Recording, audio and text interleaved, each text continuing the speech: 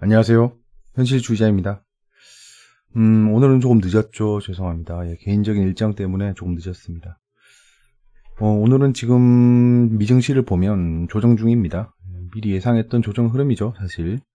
이번 주 시작할 때부터 월화수 정도는 좋을 거고, 수요일 끝날 때쯤부터 목요일, 금요일까지는 좀 시장이 조정을 보일 수 있다라고 예상을 했었죠. 그렇기 때문에 지금 뭐 놀랍지도 않습니다. 그냥 그렇구나 싶었고, 이제 제가 생각했던 시나리오대로 투자를 다시 시작하고 있습니다. 지금 계속 현금화는 진행했고요. 현금화를 진행한 것에 대해서 이제 단기적으로 투자하면서 다시 수익을 극대화하는 전략이죠. 적극적인 단기 투자를 진행하겠습니다. 그리고 LG화학이 사전 유출됐다. 이 물적 분할이 사전 유출됐다라는 뉴스가 나왔습니다.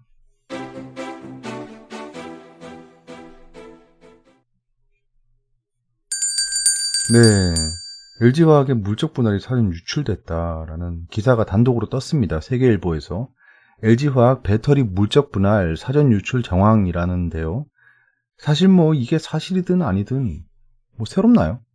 이런 일들은 비일비재하고요. 이 현명한 현자 여러분들은 새롭지 않은 뉴스죠. 왜냐하면 물적 분할 발표일 엊그제죠. 그때 방송 중에서 제가 이렇게 말했었습니다. 점심 먹다가 사장이 오늘 짜장면이 맛이 좀 이상한데 물적 분할할까? 약간 이렇게 했을 리가 없잖아요. 물적 분할은 굉장히 오랜 기간 검토했을 거고 사람이 검토하는 거기 때문에 제가 저번에 정보의 흐름에 대해 말씀드렸죠. 우리 빼고 다 알고 있었어요. 그런 상황입니다. 네, 그런 거죠. 이게 제가 뭐 LG화학만 비단 예를 든 건 아닙니다. 예전부터 그랬어요. 모든 일들은 인간이 진행하고 있고요. 그 인간이 입에 자물쇠를 채우지 않는 한 얘기가 절대 안 돌 수가 없습니다. 그래서 사람을 믿으면 안 돼요. 사람을 믿으면 안 되고 아무튼 그런 일들이 발생해왔기 때문에 이번 건도 우리 빼곤 다 알고 있지 않았을까라는 합리적인 추측을 한 겁니다. 코스닥은 또 900을 돌파할 것으로 보입니다. 저는 계속 순간 조정으로 인한 낙폭 과대 시 지수 적극 매수 예정이라고 말씀드렸죠. 현금화는 계속 진행하고 있었어요. 이제 관망을 하고 있었고 코덱스 코스닥 150 레버리지를 매수 시작했습니다. 미국 증시 조정 중입니다. 지금 목금은 조정일 거라고 예상했고요. 뭐 예상이 그대로 적중했죠. 현재 여러분들은 잘 대비를 했을 거라 여겨집니다. 단기 반등을 노리는 투자를 진행할 예정입니다. 그리고 레니21C라는 분께서 댓글을 달아주셨는데요. 양도세는 연말 보유 기준인데 연말에 폭탄 나올 가능성이 있는데 아니라는 이유의 설명은 없네요. 기사에 반박을 하셔야 납득이 될 듯 합니다. 라고 질문을 주셨어요. 질문이 아니죠, 이건. 이렇게 말씀을 하셨는데요.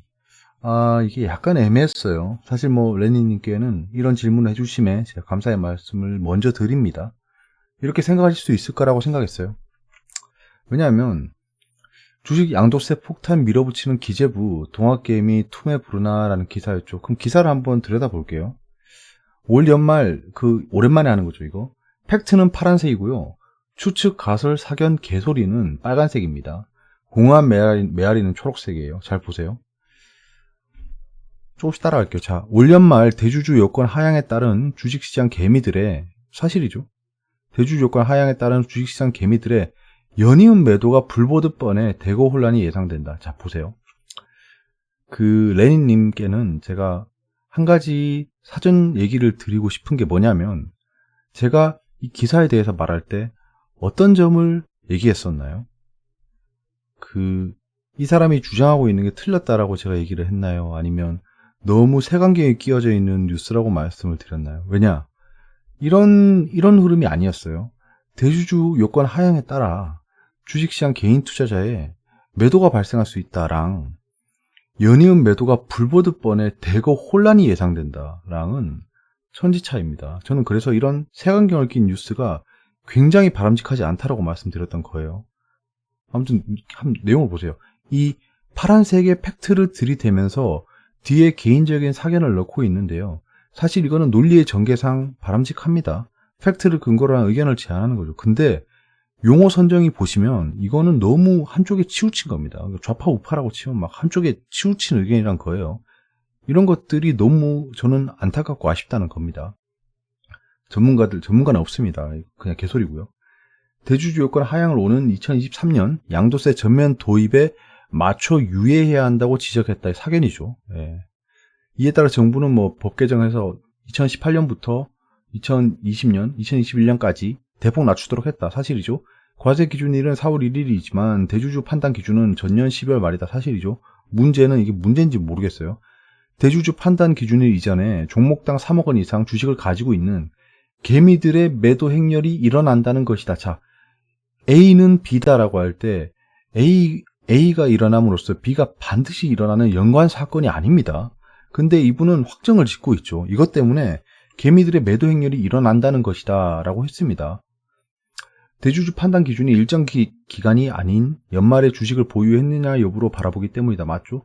이 때문에 이게 연관 사건인지는 알 수 없는 겁니다. 이건 뒤에서 말씀드리고요.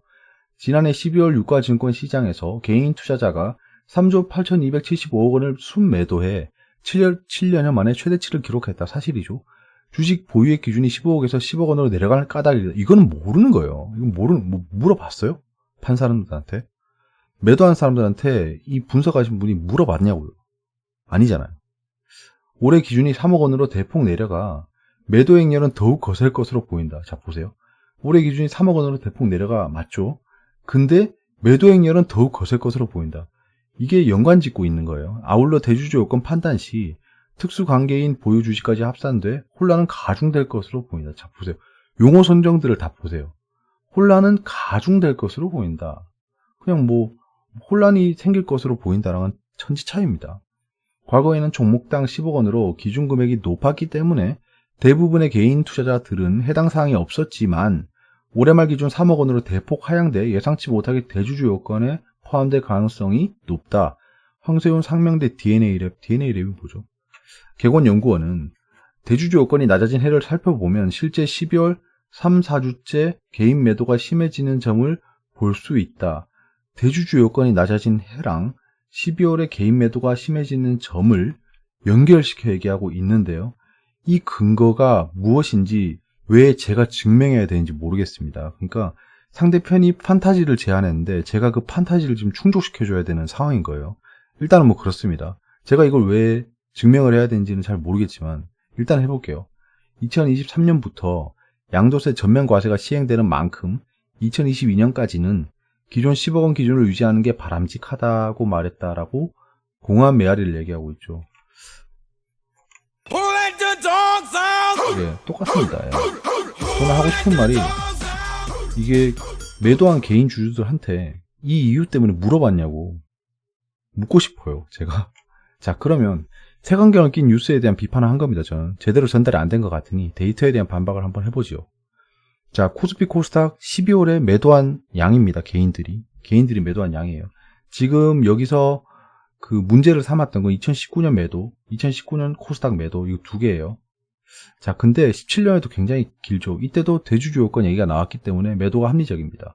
자, 코스닥은 뭐 그러니까 보시면 전반적으로 12월엔 다 팔아요. 개인들이. 2011년은 모르겠어요. 2012년, 2011년에도 코스피 보시면 그 굉장히 많은 양의 매도가 있습니다. 이때에 준하죠. 사실 투자금을 생각해보면 그 주식시장에 들어와 있는 돈을 생각해보면 이렇게 올라가는 게 맞습니다. 맞죠? 이거 무슨 말씀인지 아시겠죠? 점점 주식시장에 돈이 많아지고 화폐 가치는 낮아지고 그리고 양적 완화는 지속 일어나고 있습니다. 그렇기 때문에 이때 이 돈이랑은 달라요. 무슨 말씀인지 아시겠죠? 2012년에 아이스크림 가격 한 개랑 2019년에 아이스크림 가격 한 개는 다릅니다. 그렇기 때문에 그 화폐 가치로 따져보면 2012년에 매도가 더 컸던 거예요. 아무튼 이렇습니다. 그러니까 연관 사건으로 하기에는 그럼 이때는 제가 반박할 수 있는 거예요. 2012년의 매도는 뭔가요? 라고 하면 그걸 제가 어떻게 알아요? 라고 할 겁니다. 상대편이. 그럼 당신 이때 거는 왜 이렇게 판지 어떻게 알아요? 라고 제가 물어보면 답을 할 수 있나요? 아닙니다. 코스닥은 개인 주주의 비중이 높기 때문에 합리적으로 보입니다. 하지만 그 3억 원, 10억 원 이상, 10억 원 이상이었습니다. 10억 원 이상이나 3억 원 이상의 개인 주주 비율은 제가 데이터로 구할 수가 없었어요. 그렇게 따지면 10억 원 이상의 개인 주주가 많은 시장은 코스닥보다 코스피일 확률이 높죠. 예. 약간 그렇게 보입니다. 저는 코스닥에 10억 이상 투자하는 그 개인 투자자가 많은지에 대해서는 좀 약간은 물음표가 있어요. 근데 데이터가 없기 때문에 제가 함부로 얘기할 수 없는 상황입니다. 원래 12월에는 매도 우위였어요. 보시면 개인 순매수는 지속 상승하고 있어요. 근데 12월에만 판 겁니다. 그러면 대주주 요건이 문제라면 12월 그 연도가 바뀌기 전에 보유 기준이 있기 때문에 팔고 나갔어야 되는데 다시 산다는 거예요. 그럼 다시 12월에 팔고 계속 반복을 하는 건가요? 아닙니다. 그래서 개인 순매수는 지속 상승하고 있어요. 매도로 인해서, 그리고 12월에 매도로 인해서 지수가 폭락했나요? 우리가 폭락을 했나요? 그러니까 문제가 안 된다는 겁니다. 그럼 개인 투매가 발생한다 칠게요. 그게 지수의 폭락으로 이어지지 않는다면 기존에 투자하고 있는 주주들한테 문제가 없는 거예요. 그러면 대주주 요건으로 인한 개인 투매가 대체 무슨 문제인 거죠? 개인 투매로 인해 지수가 폭락했다라는 게 성립하면 그게 문제인 거지. 개인 투매가 발생하는 거는 우리 시장에 아무런 관계가 없고요. 내가 3억 원 이상 주주가 아닌 이상 전혀 관계없는 얘기인데 굳이 투매가 발생해서 혼란이 가중되고 그런 식으로 얘기를 할 필요가 없다는 겁니다. 악재호재는 변함이 없고요.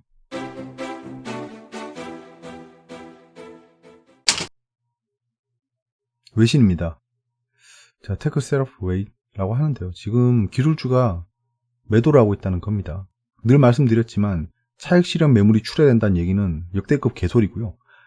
차익 실현은 늘 있고 매수세가 실종된 상황입니다. 지금 왜냐하면 자비스 클레임이 높다. 그러니까 실업수당 청구 건수가 높다라는 건데요. 뒤에서 수치를 보시면 알겠지만 예측치보다 안 좋게 나왔지만 지난달보다는 좋습니다. 무슨 말씀인지 아시겠죠? 지금 악재로 반영되고 있을 수 있지만 영원한 악재가 아니다. 왜냐하면 개선은 되고 있기 때문입니다. 예측보다 덜 개선됐을 뿐이에요. 달러가 포스트 페드 바운스 페이드라고 하는데요. 지금 달러의 바운스가 거의 끝나가고 있습니다. 달러가 지속적으로 하락하면서 원달러 환율도 강세를 보였는데요. 지금 잠깐 페드라던가 그 다음에 경제 지표들 때문에 달러가 반등하기 시작했었는데요. 그 반등이 끝나갈 거라는 얘기입니다. 트럼프가 공화당 상원들에게 기대고 있답니다. 지금 피스컬 스티멀러스라고 여기 있죠. 피스컬 스티멀러스라는 게 있는데 지금 경기 부양을 위해서 지금 경기 부양책이 빨리 통과돼야 된다라는 얘기를 하고 있는 거예요. 이게 이제 테이블 위에 올라왔습니다. 이것이 통과되는 순간 증시가 다시 상승하기 시작하겠죠. 그 시기를 잘 봐야 된다는 겁니다. 스탁이 떨어지고 있다라는 건데요. 페드에 대해서 실망했답니다. 이 말도 굉장히 어이없는 게 이 미리견 쪽 애들도 똑같은 거예요.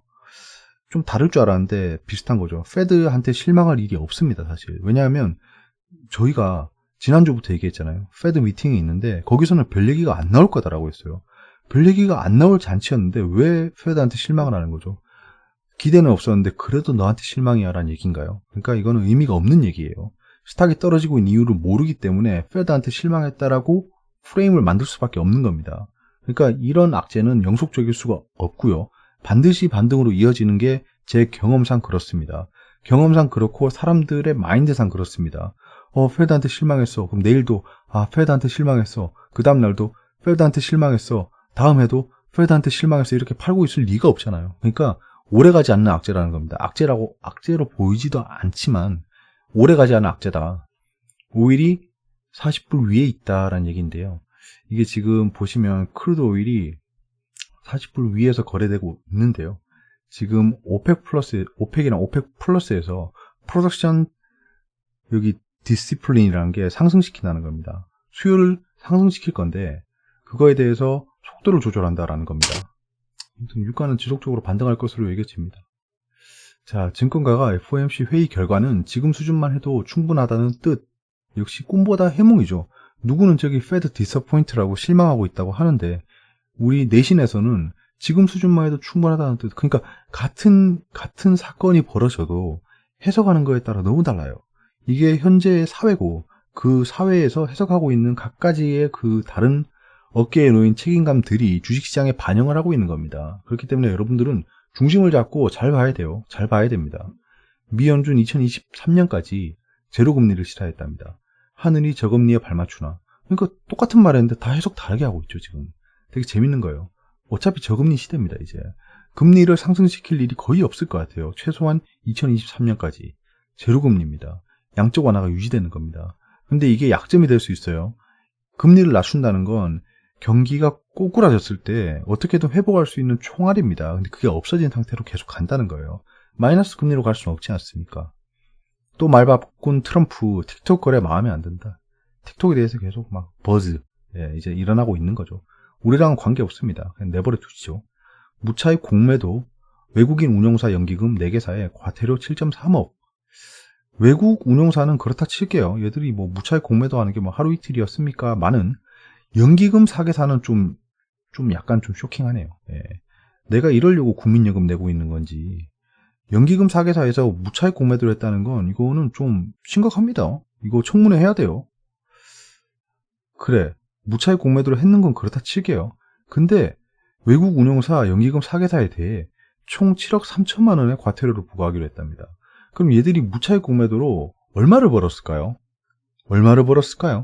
무슨 뭐 카카오 게임즈 첫날에 교보증권에서 70억 넘게 벌었다라고 하는데, 그것만 해도 70억을 버는 판국인데, 지금 무차익 공매도를 지난 3월 공매도 금지 조치 이전에 매도 주문 제출 과정에서 3월 이전입니다. 공매도가 터져나갈 때예요. 그때 얘들이 하락을 직감하고 무차익 공매도를 했다는 겁니다. 그러니까 대차를 하지도 않고 공매도를 했다는 거예요. 급하니까. 그래 놓고 지금 과태료는 7.3억을 내고 있습니다. 이러면 누가 무차익 공매도를 안 할까요? 지금 이 무차익 공매도 실행한 사람 실명이 공개됐나요? 그 사람이 지금 깜방을 가나요? 그게 아닙니다. 내가 100억을 벌었는데 7.3억의 과태료를 낸다면 도덕성이 좀 해이한 사람들은 그렇게 할 거예요. 그렇지 않나요? 내가 저기 앞에 횡단보도가 있는데 돌아서 가는데 10분이 걸려요. 근데 차가 안 지나다녀. 그리고 제가 이 도로를 무단횡단해도 벌금을 뭐 1,000원만 내면 돼요. 그럼 난 지금 10분을 아껴야 되기 때문에 1,000원 내고 건너지 뭐 라고 생각할 수밖에 없는 거예요. 거기다가 삼성증권에 그때 그 잘못 배급된 주식이 무단으로 팔려버린 사건이 있죠. 그게 굉장히 중요했던 게 뭐냐면 무차익 공매도가 시스템적으로 막혀있지 않다는 겁니다. 그러니까 시스템적으로 가능한데 안 하고 있는 거랑 아예 안 되는 거랑은 천지 차이인 겁니다. 그러니까 무차익 공매도는 이번에 과태료 7.3억 원을 봤을 때 앞으로 계속 일어날 거다라는 게 전망이 됩니다. LG화학 배터리 분사 여파, 주가 급락, 개인 투자자 불안하죠. 물적 분할하기로 했죠. 이게 인적 분할이 안 되는 이유가 대충 예상해 보면 그 댓글에서 어떤 분이 인적 분할이 안 되는 이유가 있었다라고 하는데요. 인적 분할이 안 되는 이유는 없습니다. 이게 인적 분할이 안 되는 이유를 한번 생각해 보면 어찌됐든 지배력 때문인 거예요. 지배력 때문에 그런 겁니다. 이게 주주배정 유상증자라든가 그 다음에 전환사채 발행 등 이런 것들이 주가의 지배력, 지분력을 중화시키는 역할을 하죠. 그러니까 내 파이가 있는데 다른 애들이 시비를 발행한다거나 주주배정 유상증자를 받아가면 결국엔 내 지배력이 약화된다는 거예요. 그래서 한진칼 사태에서 주주배정 유상증자 할 때 조은태 회장이 받죠, 바로. 그냥 바로 받죠. 주주배정 유상증자. 내가 안 받으면 그 행동형 사모펀드에서 받아버리거든요. 약간 그런 문제가 발생하기 때문에 깔끔하게 물적 분할을 하면 그건 내가 100% 가져가거든요. 근데 LG화학에 투자했는 개인, 기관, 그 다음에 기타 관계자들은 주식을 한 주도 못 받아가는 거예요. 그러니까 어찌되었건 어떻게 결정했든지 간에 LG화학이 결정한 걸 보면 자기들한테 유리하게 결정하는 거예요. 여러분들한테 유리하게 결정할 리가 없습니다. 약간 그런 걸 생각해 보셔야 돼요. 주주총회 가서 반드시 의견을 개진하세요. 이렇게 되면. 저는 어차피 LG화학 주주가 아닙니다. 글로벌 경제 캘린더를 보시면 오늘 이렇게 나왔어요. 자, 보세요. 신규 실업 청구 수당 건수를 보시면, 자, 지난달에 893K였는데 이번에 예측이 850K였어요. 그러니까 43K가 줄어드는 거죠. 43,000이 줄어드는 건데 860K가 나왔어요. 그러면 지난 수치보다 33K가 낮아진 상태입니다. 근데 이게 어떻게 잡리스 클레임이 악재로 보일 수 있는 건지 저 되게 궁금해요. 이게 건축 승인 건수는 미미하게 줄었습니다. 이번에 상승할 걸로 보였지만 미미하게 줄었다는 거예요. 약간 이런 겁니다. 필라델피아 연은 제조업 활동 지수는 예측치만큼 나왔어요. 근데 지난번보다 안 좋아졌습니다. 제가 봤을 때는 이게 더 안 좋은 시그널인 것 같아요. 지금 잡리스 클레임을 들먹일 상황이 아닙니다. 미리견 기자님들아. 자, 국내 주요 이벤트는 오늘 뭐 이런 일들이 일어났는데요. 그냥 전반적인 조정장이라서 좀 영향을 못 미치는 상황이었고요. 내일은 한국판 뉴딜 법제도 개혁 TF 회의, 그 다음에 8월 국내 자동차 산업 동향, 수도교통 복합기지 구축 사업 공모, 연구장비 산업 경쟁력 강화 포럼 개최입니다. 연구장비 산업이면 여러 가지가 있겠죠. 자, 오늘로 알고 있는데요. 이제 S&P 500 편입 끝나는 날입니다. 오늘 이후로 얘기가 없으면 아마 테슬라는 S&P 500에 편입 안 될 확률이 높습니다. 그러면 패시브 자금 추종하는 그 돈들이 테슬라에 못 들어가겠죠. 그럼 단기적으로 악재가 발생할 수 있고요. S&P 500에 편입이 못 되는 거에 대한 악재는 이미 반영이 됐어요. 갑자기 뭐 오늘 S&P 500이 편입 안 됐으니까 팔자라는 사람들은 없겠죠. 지나간 지가 언젠데. 유럽 종량학회가 곧 시작됩니다. 배터리 데이도 다가오고 있네요. 전기차에 대한 변곡점이 기다려지고 있습니다. 그렇기 때문에 전기차 관련 종목을 투자하시는 분들은 어떻게든지 대응책을 세우셔야 할 것 같아요. 상승했을 시나리오, 하락했을 시나리오 다 생각해야 되는 겁니다. 코스피가 2400 상단에서 끝나긴 했는데요. 오늘 좀 하락을 좀 큰 폭으로 했고요. 상승 하락 종목수를 보시면 그냥 고루 떨어진 걸로 보여집니다. 하한가도 나왔네요. 하한가 없죠 오늘. 이거 제가 수정을 못했습니다. 죄송합니다. 코스닥은 885.18. 오늘 코스닥도 좀 많이 떨어졌죠. 지금 보시면 개인이 계속 사고 있어요. 외국인 색깔도 안 바꿨네요. 제가 지금 개판이네요. 개판이고 이거 바꾸고 다시 할까 라고 하기엔 너무 멀리 왔습니다. 니마 그 강을 건너지 마오 했어요. 자, 지금 전반적으로 계속 조정을 보이는 장이었어요. 자, 지금 이렇게 하락 추세를 그리고 있었죠. 하락 추세. 저게 하락 추세를 못 깨고 끝났어요. 못 깨고 끝났습니다. 코스피 하락 추세 못 깨고 끝났고요. 코스닥도 하락 추세 못 깨고 끝났어요. 계속 하락했습니다.